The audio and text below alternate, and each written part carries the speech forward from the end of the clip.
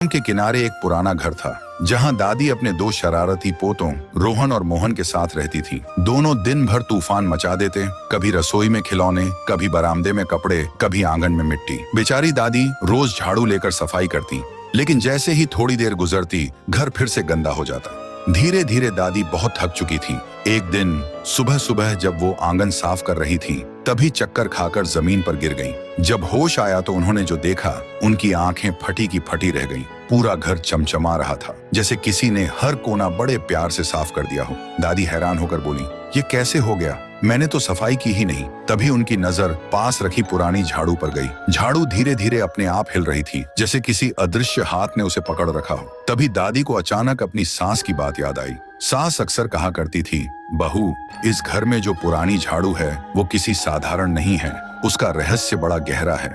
100 साल पहले गांव में एक साधु आया था। वो सफाई और पवित्रता का बहुत बड़ा भक्त था। उन्होंने देखा कि लोग बहुत आलसी हो गए हैं, चारों तरफ सिर्फ गंदगी और बदबू। ये देखकर वो गुस्से में भड़क उठे। तभी उनकी नजर एक पुरानी झाड़ू पर पड़ी। उसने उसे उठाया और मंत्र जपना शुरू किया, और तभी उसकी गुनगुनाहट के बीच आवाज गूंज उठी, जो इस झाड़ू को ईमानदारी और नेक दिल से चलाएगा, उसके लिए ये झाड़ू अपने आप चलकर वरदान बनेगी, लेकिन जो इसका गलत इस्तेमाल करेगा उसके लिए ये अभिशाप बनेगी और उसे निगल जाएगी। तब से वो झाड़ू पीढ़ी दर पीढ़ी घूमती हुई अब दादी के घर पहुंच चुकी थी। अब जब भी दादी थक जाती, झाड़ू अपने आप चलकर घर को चमका देती। लेकिन धीरे धीरे अजीब बातें होने लगी।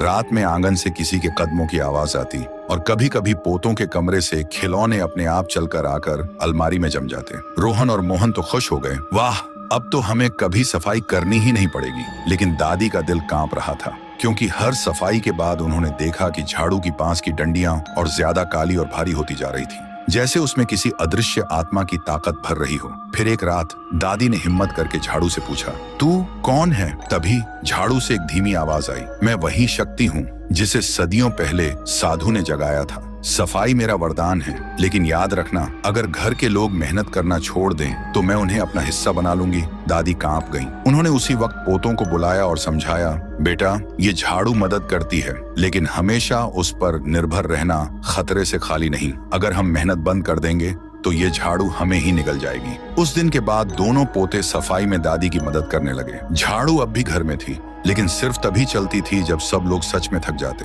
तो दोस्तों, असली जादू मेहनत और जिम्मेदारी में है।